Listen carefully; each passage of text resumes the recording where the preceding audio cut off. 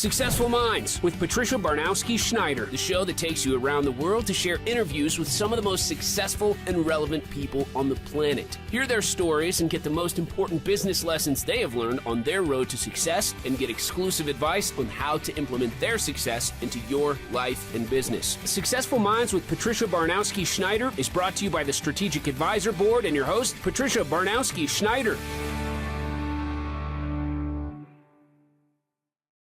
Hey, are you looking to scale your business from 5 figures to 6 figures or 6 figures to 7 figures? If you are, I have the perfect thing for you. What I want you to do today is I want you to go download a book. This book is going to take you through my 3-pillar system. It's 100% free. All you have to do is go to growfast.cash. I say again, go to growfast.cash and you're going to be able to download my free international best-selling book, which is called Be Good, Be Brief, Be Gone. You can take that book. It's going to help you scale your business to the next level. Again, go download it. Be good, be brief, be gone. Growfast.cash. I say again, growfast.cash. Enjoy. Hello, and welcome back to Successful Minds. I'm your host, Patty Baronowski-Schneider. Today, I'm joined by Bennett Maxwell, chairman of Dirty Dough. Very unique name. So welcome, Bennett. Tell us a little bit about yourself. Thank you. I'm excited to be on. Grew up in Utah, one of 9 kids, single mom, raised very religiously. Did a lot of sales, served a 2-year Mormon mission in Tijuana, Mexico, which was a blast. Learned some Spanish, which set me up a few years later to marry my wife, who didn't speak English at the time. 3 kids. And yeah, now I'm the chairman of Dirty Dough, whatever the hell that means. Well, just so everybody clears, it's Dirty Dough, like in dough making food. But I mean, this is like a unique, crazy story already. You had one of 9 kids. Yes. A single mom. But I had my hands full raising 2 kids on my own. God bless your mom. Wow. Yeah, I think we drove her crazy, and I think I've seen the effects of that. I have no doubt. So I guess, can you share the inspiration behind founding Dirty Dough, and what motivated you to create the world's first 3-layer cookie? Yeah, so I did a lot of door-to-door sales, pest control, which kind of led me to every year I bumped up and I moved industries because I wanted to be a professional salesperson. I was going to college. I was a semester away from graduating with my bachelor's to do pre-med, wanted to be a pediatrician. And I dropped out because I liked sales. But when I dropped out, I didn't want to, I guess, leave my education, right? I still value the education. It was just, okay, so I'm going to do sales, but I still want to spend the same, time, money, effort, energy into becoming a salesperson. So that's who I am more than anything on the career side is on the sales side. I had a solar company and running it out of San Diego. And it was actually a buddy of mine that started Dirty Dough out of his apartment in Arizona, just serving cookies, delivery only. He said, I needed an investor to open up a storefront. So I invested. He opened up the first storefront. And at the end of that year, he wanted to sell. So I bought the company when it had 1 location. When was this? In 2021. And then with the idea of franchising it. And I wanted to differentiate it. So the name Dirty Dough, the truth is he named it that because it's, like what you said, like, oh, that's a cool name. It's catchy. But what we've changed that to mean is the dough is dirty. We focus on the inside of the cookie. So we have specialized machines. Every single one of our cookies is stuffed or has multiple layers. So like, what is a 3-layer cookie? It's a brownie cookie on the outside, or a brownie dough on the outside, a chocolate chip dough in the middle with a caramel injection. That's an example. And it ties into the bigger mission, which is finding joy and fulfillment despite life's dirtiness. Like, don't wait for life to be perfect in order to enjoy it to its max capacity. And these cookies are a representation of life. They kind of look plain, dirty, and messy on the outside, but I promise you they're freaking delicious. There's a lot on the inside. Wow, you're getting me super hungry.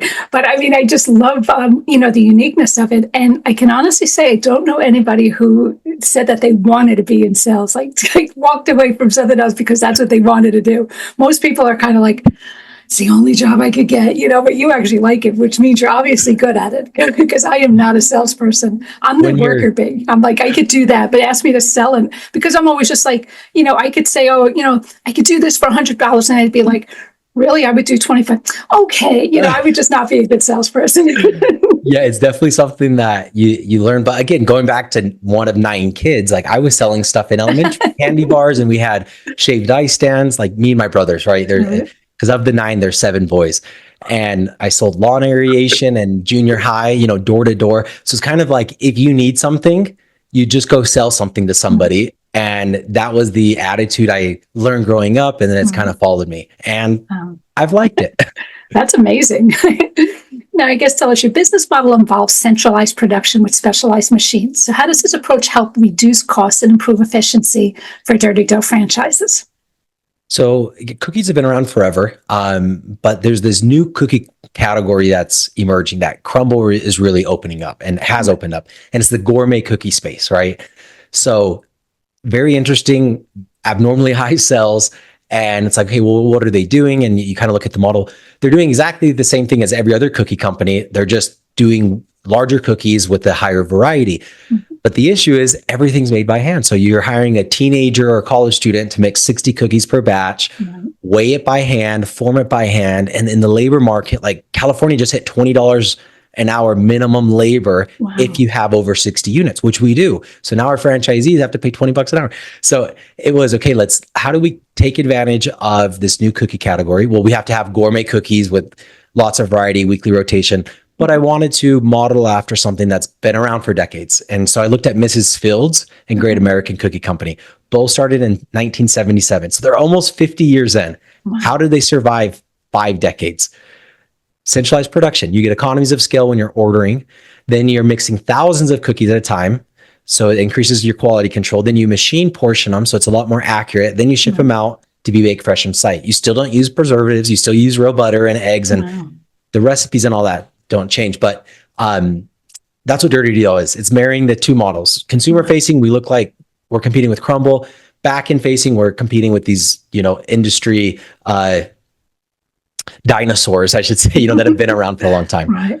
Oh, it's amazing though. I mean, I like I see on your LinkedIn, like the size of this massive cookie. And it's crazy because nowadays, unfortunately, we live in a world where you pay more to get less. Like even double stuffed Oreos, we laugh. They are the thinnest things. And I'm like, where's the stuffing? I don't get it. But I mean, you guys are just doing and natural, which is amazing because, it's all, everybody like with grandkids and everything now, they're afraid to eat anything because it's like, everything's just full of so much crap in it. So, I mean, you guys are doing amazing work. I appreciate it. Yeah. So I guess tell us, what are some of the biggest challenges that you face in developing the Dirty Dough franchise model, and how have you overcome them? I can't tell you how I've overcome that. I can tell you how I'm trying to overcome it, but it's not been overcame. I'm going from a sales background, and I've had no experience in the food or franchising. Absolutely nothing when I got it. And we still only opened up our first store 2 summers ago. It's only been 2 years. And, so we've gone from 0 franchises to 80 in 2 years. Wow. And there's been a lot of learning experience. So I think the biggest learning experience and what I would do differently is I try to vertically integrate right from the get-go. Like, I'm going to buy the machines. I'm going to buy the warehouse. I'm going to buy the trucks. We're going to do logistics. And that was very expensive. And it was just too hard because it's like, we only have 10 stores open, but we've sold 400. Do we build a factory for 400 or 10 stores? And how do you, if you're building it for 400, how do you keep up with all the costs? So I think that is what was one of the big ones. How I've overcame most every challenge is finding the right people. Start off by finding a good advisory board. Their first advisor had a company called InfoSpace. That was a $30 billion company. And then he brought on Steve Hart, who owns the largest property management franchisor in the world. And then we had Greg Majewski, who's the former CEO of Jimmy John's, on our board, who's now our CEO. And it's just finding people that have already made a lot of mistakes, even more than me. And then having them give a whack at it. Yeah, I mean, that's what I always say, but like mentors and stuff, because back in my day, they just weren't a thing. And, it's so invaluable because you're learning from people who aren't in it for anything other than they want to help you, and obviously if you succeed, they succeed. It's huge. I mean, and if they've already made the mistakes, teach me how to not make the same mistakes, so I think that's awesome. Exactly. Yeah, I guess like now tell us, how does handling waste, quality control, and supply chain issues at the corporate level benefit both the company and franchisees? Really good question. So if you're centralizing all of your purchasing, the opposite of that would be you have your 1,000 stores or whatever, how many stores, and every single person has to order 50-pound bags of flour through Cisco. Well, if you go from a 50-pound bag of flour to a truckload of flour, it's not a little bit of savings. It's like 30%. Wow. So by centralizing all of your purchasing power, your ingredients are drastically lower. And then I kind of explained the other process. I think we have a 1,200-pound mixer. So maybe it's doing close to 4,000 cookies at a time versus 60 cookies at a time. And you could just, and then when you're machine portioning it, it's very hard to make a 3-layer cookie by hand. Imagine trying to do all of that and then doing it 1,000 times, right? By hand. It just doesn't really work. So setting it up has been expensive. And I think that's what's kept out competition. I don't know of any other cookie company in the gourmet cookie space that's doing the centralized production. So it's nice because it is expensive. It keeps out a lot of the mom and pop, because we had to invest a few million before we even opened up, the first handful of stores. But now looking at it, it's like, okay, I do think we have the best model because we could operate at a 500 square feet and you only need one employee. Every cookie is been formulated. It cooks at the same time, temperature, and fan speed. Ovens are programmed, so put it in the oven, press start. So I think it's really giving us the competitive advantage. The larger we get and the further we go down the road in both the uniqueness of the product as well as, cost savings for both us and the franchisees. Wow. I mean, you obviously figured it out. I mean, I think that's amazing. So I guess, what are your plans for expanding Dirty Dough in the coming years? And are there any new markets or countries that you're excited about? So we've sold 450 something franchises that we've already sold and awarded territory. So we need to open up in those. 2 years. In 2 years, yeah. We need to open, I guess 2.5 years. We need to open up all of those. We've been currently opening up about a store a week, sometimes 2 stores a week. Wow. So continuing with that side. And another kind of exciting part is, so we partnered with a management group called Craveworthy. They own another 14 brands. They're based out of Chicago. And now we're starting to make cookies for those other brands. So kind of expanding a little bit. So again, if we could increase our purchasing power, franchisees save money, as long as we're not competing with them. We're not selling a Dirty Dough 3-layer cookie to any of these other guys, but we are going to be the cookie provider and kind of get into more of the CPG, direct to consumer, Walmart, things like that. To help out. So that's a big push on the Craveworthy side, and then just continue to sell and open up franchises. We're adding a lot of products. We started doing sodas, like dirty sodas is what they're called. So you can mix, you get a Dr. Pepper and you put coconut cream and raspberry or whatever. Wow. Just adding a few different products as well, which has been fun. That's actually cool, especially nowadays. People want what they want when they want it, and that's it. And then, this whole generation now, it's not about the same as everybody. Like we grew up with just whatever it was. Is what people are like, no, I want to make it my own, and I think that's pretty cool. Yeah. So I guess tell us, in what ways is Dirty Dough addressing sustainability with its operations, and how important is that to your brand identity? Define sustainability, so I make sure I answer it correctly. I guess, just think of saving the planet and whatnot. Are you doing stuff that's, not throwing plastic and all that good stuff? Like, nowadays, everybody with global warming and climate change, they want to make sure that companies aren't, making a ton of plastic and smoke and all that stuff and throwing it in. So the good thing, we have very low operations. I mean, we don't even need a hood over our ovens, wow. Which is really nice. But as far as waste goes, if you're doing a weekly rotating cookie, right, how many cookies do you make? Right? I don't know how many I'm going to sell of this particular cookie in this week. Right. So I'm either going to run out or I'm going to have waste.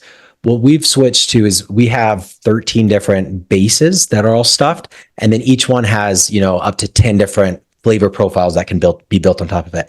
So when we ship out these frozen cookie pucks, if they don't sell out of that one particular cookie that week, that's okay. You'll sell it out in 2 more weeks when it's a different cookie with a different topping. So waste has been very, very low, both on when you're making the cookies, because you don't have teenagers like, oh crap, how much flour did I put in? Right. The waste in making the cookies a lot less.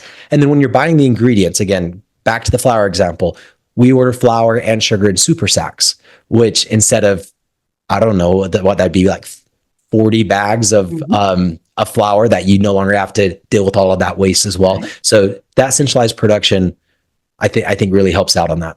Wow, that's amazing. I guess what are some of the most valuable lessons that you learned from developing and managing a food franchise? And what advice would you give to someone considering franchising their business? Franchising is awesome. It's hell. And like everybody who's giving me advice, it's like the advice is once you're a franchisor, you just have to operate to not get sued. Oh, yeah. There's just so many lawsuits and this and that. So finding really good advisors, and I'll explain what that is because I didn't know what that is up until, I mean, I built a solar company and sold it, and I still didn't know like what an advisor was. I just thought of a board of directors. But an advisory board are people that you go and you say, hey, let me give you 0.5% equity, 1% equity, maybe 1.5%, but it's a small amount of equity over a 2-year vesting period. So if they don't work out, if they only work for you for a year and they stop answering the calls, you can fire them or let them go as an advisor, and you retain, instead of giving them 1%, they only serve for a year, so they only get 0.5%. So you can get really top level people, which I just didn't know about. So getting those people, listening to their advice, really good franchise attorneys. But once you have all of that set, the elevator pitch for franchising is I can grow a national brand by finding a bunch of partners that are paying for their own locations. And then from the partners, it's, should I start my own cookie recipe and go to market and test it and see how I'm going to make them and figure all that out? Or do I just invest into an existing system that already has a built brand and a model, right? So it's a very good win-win. I think we've built a pretty good national brand, even though we only have 80 locations in the franchise space. We're very well known. And I think it's really because of that. It's just, we've been able to grow really fast with really good franchise partners, and expand to a national brand. Otherwise I would have to go, raise $30 million and open up the stores myself.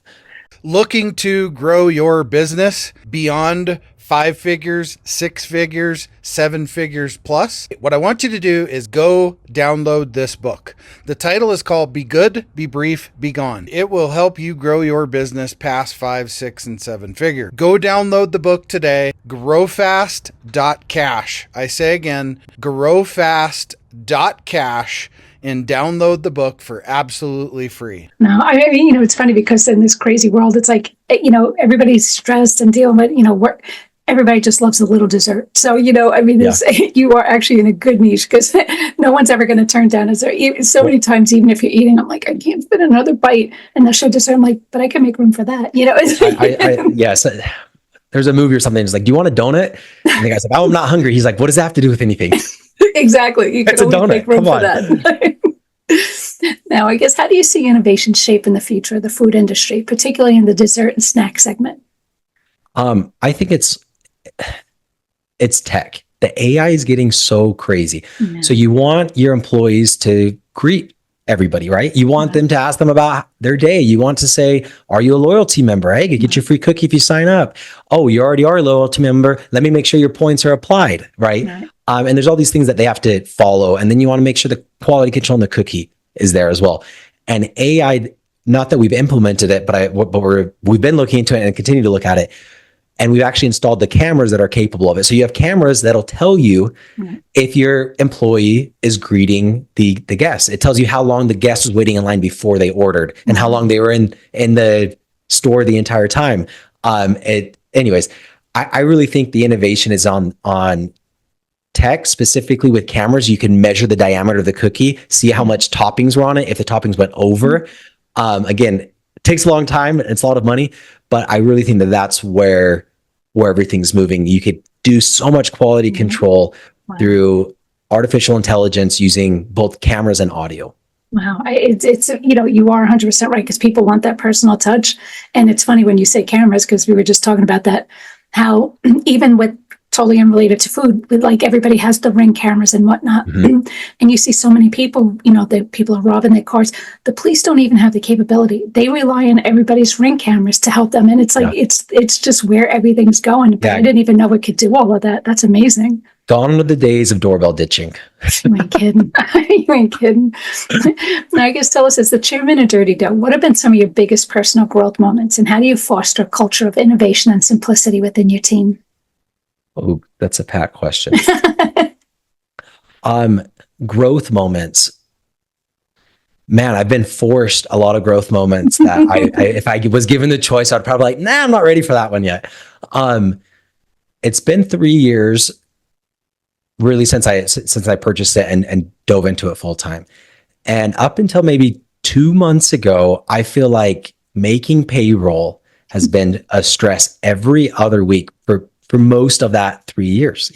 It's constantly raising money. And anyways, that, as far as the personal growth, I felt like it was just absolutely crushing. If I try to control everything and have every feedback on social media and every franchisee, when you sell 400 franchises, that's 400 people that know more than you, right? Because they're business owners too.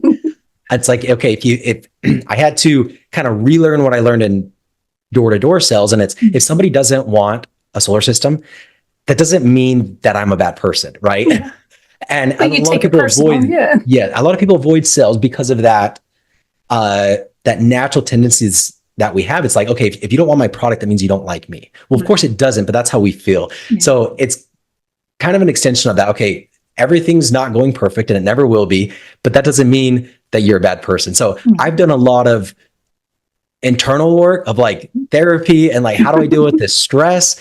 And it's been very, very rewarding, because at the end of it, I'm like, man, I don't know if I could have gone through more stress than that. And on the other side of it, like, I broke through with kind of everything worked out. I lost a bunch of weight, got my fitness in order. And like, I had to rely on 1,000 different techniques on how to manage stress and anxiety as you're growing this rapidly growing business. Like, I got out of the sauna right before the call with you. I had a sales call, or I had a call with our VP of sales, and he's like, I'm just going to come over to your house. We'll meet in the sauna. I'm like, all right. Okay. So kind of doing a lot of that. I actually went to the gym this morning with a franchisee that I'd never met before, just to meet him. So it's like, okay, I have to do work, but I also have to manage stress, and exercise and sauna are great ways. Let's combine them. And so far it's been working. Wow. How many hours are in your day? Because I got 24. It seems like you've got a whole lot more. Well, when you no longer are like, okay, here's an hour for the gym and an hour to meet with this franchisee. Now it's the same. I look at it as it's kind of freeing up my time. Oh, absolutely. I mean, but it's good too that you got people willing to, meet you halfway and do that, because if they're willing to do that, they're the right people for you. But if so many people are just like, I don't have the time or the patience for this, call me when you're ready. Not on the same page. Yeah. Now, anything else you want to talk about that you're working on that we didn't cover yet? That I'm working on that we didn't cover yet. Man, I feel like we're working on if this is coming out later, maybe we'll have to edit that little part out, but if it's coming out in December, this is what I'm working on. You tell me if we could keep it. So the Craveworthy group that I mentioned earlier, they've been doing a really good job. Again, it's led by our Greg Majewski, who is Jimmy John's CEO during their rapid growth. He's opened up, I don't know, close to 2,000 restaurants across over a dozen brands. And he's really been taking the bull by the horns, fixing all my mistakes. And we are shooting for a full acquisition from Craveworthy by the end of next month. So by the time this is out, it should have all gone through.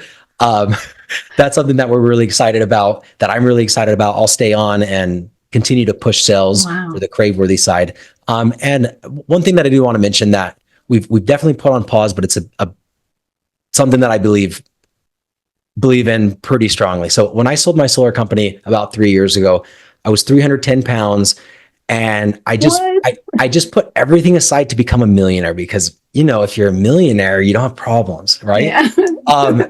And I just worked all the time until I sold the solar company and I achieved that. And I'm like, man, this feels great for a little bit. And then you just go back to normal, right? Yeah. So like at that time, I'm like, what am I actually going for? Because I noticed that within a week, I'm like, actually, I want 2 million.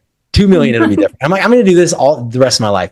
So that's when I started seeing a therapist to try to understand my own psyche. Like, why do I say family and health are most important, but I'm 310 pounds and I don't have the best relationship with my wife, And that has been just completely changed my focus. And that's what I'm trying to do with Dirty Dough. And it's all about, if you want joy and fulfillment, it comes down to mindset or mental health, right? It's how you feel. And how you feel, I think, is mainly determined based on your expectations versus your reality. Yeah. So if your expectations are super high, that you should be going on vacations and running all these companies or whatever that you're seeing on social media, but the reality stays the same, that distance is causing more of the anxiety, depression, sadness. So Dirty Dough, again, I'm trying to bridge that gap with our messaging. So before you go into a Dirty Dough store, you'll see on the window, it says, we care about your feelings. And you walk in and it says, the inside matters most. And then you order a box of cookies, and on the way out, it says, life gets messy and that's okay. And it's really trying to integrate these other messages on, again, don't wait for life to be perfect. Yeah. And I think that is very pivotal in going back to your other question about stress and how to get through that. Mm-hmm. Having a bigger cause, and rather than just, I want more money, that's really what kept me going. I'm like, okay, well, what if I had all the money in the world? What would I be doing? Right. I'd be trying to spread as much joy and fulfillment as possible through spreading, philosophy and mental health messaging, like what I'm doing with Dirty Dough, and helping entrepreneurs be empowered through business, which was very empowering to me. And I'm also doing that through Dirty Dough. So I kind of had to constantly remind myself. So my advice to anybody would definitely be, have a bigger cause. It can't be material. Your goal can't be material. You have to go one step further. Because why do you want the material goal? Because you want to feel a certain way. Right. So nail down that emotion that you want to feel, and that should be the goal. And then everything else is kind of sub goals to get you there. But I'm very big on bigger purpose, and your goals have to be emotional based, or else you're falling short. Yeah. Well, it's funny. 310, and you're in a cookie business. That's like, whoa, a double-edged sword right there. I would probably be 620 pounds if they were me. But it's funny what you said there, because I had this conversation recently with my son. Especially with social media, you're comparing yourself to everybody under the sun. I need to do this. I need to do this. I should have this money. You're comparing yourself to certain people that aren't really happy. So it's kind of like, it's not about how much money's in the bank. Yeah, that's a plus. But you can have all the money in the world and still be miserable, so you have to find that happy medium. And like you say, find your why, because if you just need to make money because that's just what everybody else is doing, that's not enough. What's going to make you happy and how do you get there? And maybe half of that is going to make you happy. So I agree 100%. Yeah. It's about, I always tell everybody, just take the blinders and just figure out what you want, what's going to make you happy. And I think there's great tools to do that. Like when I did my mission statement and vision, which was, it's on the website, which is nice. We kind of like really throw it out there for you to apply for franchisee. You kind of have to, you have to read through all of that, but it's, again, finding joy and fulfillment despite life's sturdiness. Yeah. And a business coach helped me kind of walk through on how to do that. I'm like, okay, now that I have it, how do I do it for my business? He's like, you idiot. That is the same thing. Like your business is a way for you to achieve the mission statement. I'm like, okay, cool. And then aside from that, like getting mentors or advisors or a business coach to help you through that process is great. I think a better tool though is actually a therapist. If you have insurance, it's $10 or $0, and they are trained professionals on how to help you achieve an emotional state that you're after. And I think there's too much, baggage or attached to the therapist. Like, well, I'm not bipolar, so why would I see a therapist? It's like, well, sure, go see a therapist if you're bipolar, but no, if you want to feel a certain way more often, go see a professional on how to do that. So I'm a big proponent of like, figure out what you need and go talk with a trained professional. And it's pretty easy and it's pretty cheap if you have insurance. And even with that, I've gone down that road myself, and it's not, I've known some people who say, I went to one, they were horrible. Sometimes you might have to go to 2 or 3 to find that one that works with you. Because I went to some and it was kind of like, they just listened to everything I said and I'm paying them. And I'm like, okay, I could have talked to the mirror and got the same result, and then I had some people are shy and just want to be told what to do. And I had someone who challenged me every step of the way. Okay, so tell me what happened, blah, blah, blah. And then I'm going on and they're like, whoa, but why? Yeah. Why'd you do that? And I'm like, I just because, but anyway, no. And I'm like, so I needed that, like someone to kick my butt and put me back in my place. I'm like, all right. So you gotta, it's not a one shot deal. Shop them around. I have the same attitude when I was telling you, I was always switching industries when I was doing sales because I wanted to learn more. And I've seen maybe in the past 4 years, 4 different therapists. I feel like I've gotten a lot out of all of them, but every time I go to a new one, they're differently. They're trained differently. They have different techniques and advice they give you. Yeah. So just learning from other people, even if you love the therapist, I would, still go see what's out there and then maybe come back. But really seeing what works for you and finding that person. I think it's very critical that you have somebody that's challenging you. Like the lady I'm seeing, I can't leave without my weekly homework. Like, what are you going to focus on this week? What are your thought patterns? What are you going to do in that? You know what I mean? Yeah. And people can say, I don't have the time, but you could probably find them virtually now. So there's no excuses. Yeah. No, awesome. Now, I guess with the cookie business. So, they don't have to be located where you are. I mean, can they order, let's just say I have this huge event, a wedding, and I just want to have, they can order that from you also, or how does that all work? Yeah, we do nationwide shipping, but not for catering.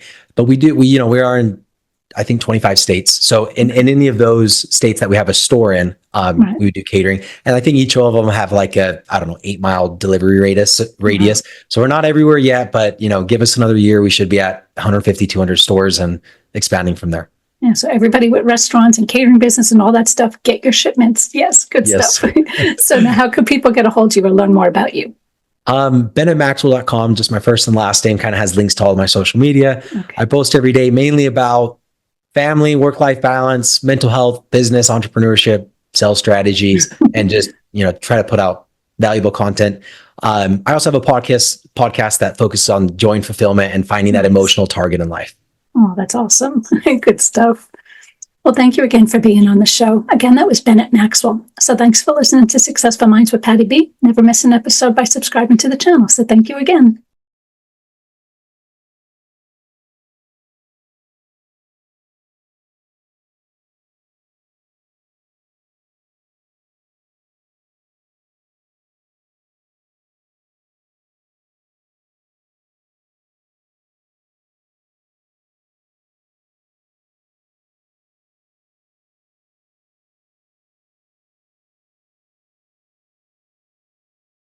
Hey, we all want to scale our business. Hey, I have the answer for you today to help you do that. If you're looking to scale from 5, 6, even 7 figures and beyond, book called Be Good, Be Brief, Be Gone.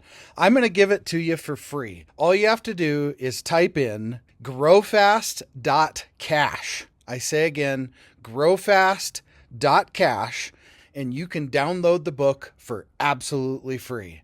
I hope the book helps you this year. Take your business to the next level. Again, go grab the book, growfast.cash. I say again, growfast.cash. I wish you the best and grow, scale, and win. Thank you for listening to Successful Minds with your host, Patricia Baronowski-Schneider. Please leave your feedback and visit strategicadvisorboard.com to get the latest and greatest business advisement on the planet. Follow us on social media for updates, and we'll see you on the next episode.